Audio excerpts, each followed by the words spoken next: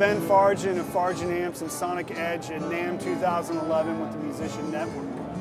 You're at 2011 NAMM with the one and only Ben Fargen. How you doing today?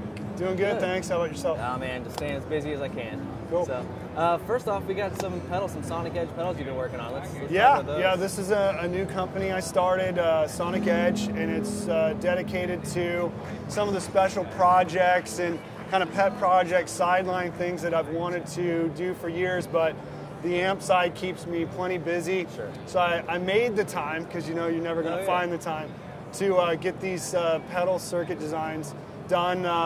The flagship product was the J&J Overdrive, which is a JFET based overdrive. It's not another tube screamer. Sure. I've had a million people ask me, great, so we need another tube screamer. Exactly. It's not a tube screamer. It's actually based on an amp mod that I've done to Deluxes for about 10 years. Nice. And I condensed it into a pedal. And then the second new release is the Sonic Edge Tumbleweed. And this box is fun. Kind of, necessity is the mother of invention. I've been running a separate compressor and clean boost behind it in my rig for years, and I'm like, this is ridiculous. I'm going to combine these into one pedal. So the comp side is your traditional, Ross, great, that vintage style compressor. And then the boost side is completely separate and isolated, another JFET boost, and it's got a three-way toggle, vintage, jazz, and California sounds. And the neat thing is you can set your compression at unity gain and then turn around if you want to step out for a clean solo or just step out in the mix during a chorus part, step on that and it boosts your level or your tone without changing the compression dynamics that you have there. The other thing is if you want to get into overdrive with it, you can crank the comp and hit the boost, and then you've got this unique kind of overdrive sound. So I think a lot of people enjoy it. Oh, absolutely. Placed it with quite a few famous guys working in the industry out there, so they're putting it to use for us. And there you go. That's what I've been working on. And the amazing thing is, for what they are, they're super affordable. I mean, yeah, we really wanted to hit the market with something that could be a guy's bread and butter pedals. They could afford two of our pedals versus maybe one of a higher end, a higher price pedal. Yeah, quality-wise, quality-wise, they're on par with any other boutique pedal. And we're excited about it, and the feedback's been really good on it. And we have an aggressive product line launch, and at the end of 2 years, we will be at 8 products. So we're working on 2 other things right now that are going to be out before Summer NAMM. Very cool. And we're excited about it. Yeah, so you started off, what, 98? It's been 12 years or so? Or? About 12 years, yeah. And I was, doing it part-time a couple years before that. So I'll round it up to 15 just for grand total years' sake. And yeah. How'd you start out? What kind of drove you to do that? What drove me to do amp stuff was my own vintage stable of amps. I had vintage amps I was gigging, and I was kind of didn't really have anybody in town that I felt really could take care of some of the vintage aspects of it. And I said, well, I was armed with a ROP electronics course, and of course I built things like, cables and little projects. And I said, well, I'm going to dive into this for a year and mess around with my vintage stuff. And then that, of course, led to building a few prototype circuits that I drug around town in bands that I play in. And guys were like, hey, where'd you get that? And I'm like, well, I built it. And they're like, what?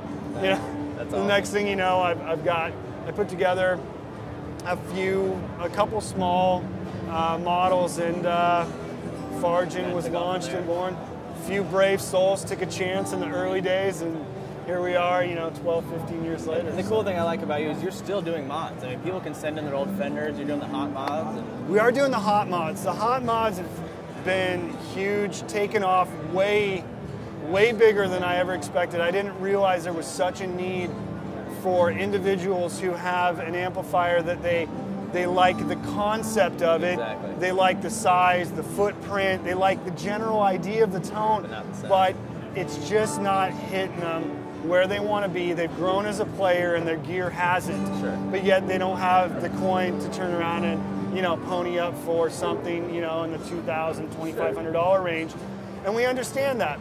So what I thought was, hey, I'm going to do what some of these bigger companies hired me to do. I did the Legacy 2 for Carvin. They brought me in to, you know, to take a product and, you know, cost no object, you know, globally enhance it. So I've applied that same R&D and that same technology that I've developed to, you know, many other amps that are out there. Sure. And we're also getting ready to launch for some of the more simple amps like the Champ 600, Night Train, some of these other ones. We're going to offer some DIY kits. Nice, very We're cool. so busy through the shop, we can't accommodate everybody. We're going to do a few DIY kits, and then we're also talking about launching some licensing to some highly rated tech shops to where they could take our program and apply it for local guys in their area. Then they're not having to send the amp to us. So it's the Hot Mods program is it's expanding quickly, which is good. That's great, and especially with the vintage amps. I mean, they need to be serviced. So vintage you amps, also do that we love servicing vintage amps. I've got some great guys in the shop that have been trained under me to do vintage amps and some modifications to that. And of course, you know, I've maintained many vintage amps from a lot of famous you've players. got quite a collection, eh? And I have quite a collection too, which, you know, man, we're all amp and guitar poor, aren't we? And pedal poor. Oh, man, absolutely. But it's always fun. And so, yeah, we're constantly, we don't want to turn away the guys that still have the need for that. So we're finding a way to fit them into our time budget and take care of everybody. And I think what you do best is build amps. I actually own a custom amp of yours, as well as an old 800. Thanks so much. Which is one of my favorite amps. I love that old classic rock sound, that sound, and I always search. You know, you go through the old Marshalls, and there's so many, you know, issues, and they're all different sounds. And with the old 800, it was like, that's the sound. But it was still unique to yours. I mean, it wasn't like, oh, this is just a Marshall. It's like, this is a very unique tone. We've tried to take what I tell people all the time, I've been using this for 10 years, telling people because it really fits what we do. I'm taking the skeleton of your favorite vintage type style amp and then putting new flesh on it, some modern features, some custom components that enhance the tonality. And you know, when you're talking, you know, 15 years of mods and service, I've parlayed all that into what we do in the new amps, and that just gives you something that you're not going to find anywhere else. The Miniplex Mark II, you know, the ultimate British amp solution for guys that are in apartments, in small studios. They want to rock, they want high energy tone, but they can't do the volume. That's a Miniplex Mark II. Then, you know, the old 800 Mark II, we have a 25 watt model. We saw the need. We had the 50 watt for a while, but we have so many guys that are like, I don't need a 50 and I don't need a 12. I need it right in between.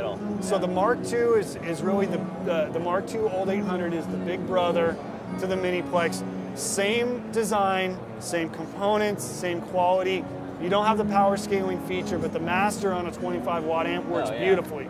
So that's really, you know, Miniplex has been a huge seller. Old 825 watt is taken off. Yeah, I bet. Guys are getting that and they're like, I can use it at home, I can use it at jams, use it in the studio. I mean, 25 watts can... And now they're going, We've got the effects loops now on both those amps. Very cool. And those are our big boys right now for selling. And the Blackbird, I mean, that's the V2 Blackbird, I think is... Blackbird V2, I'm awesome, lucky. man. I've got guys like Landau using the Blackbird.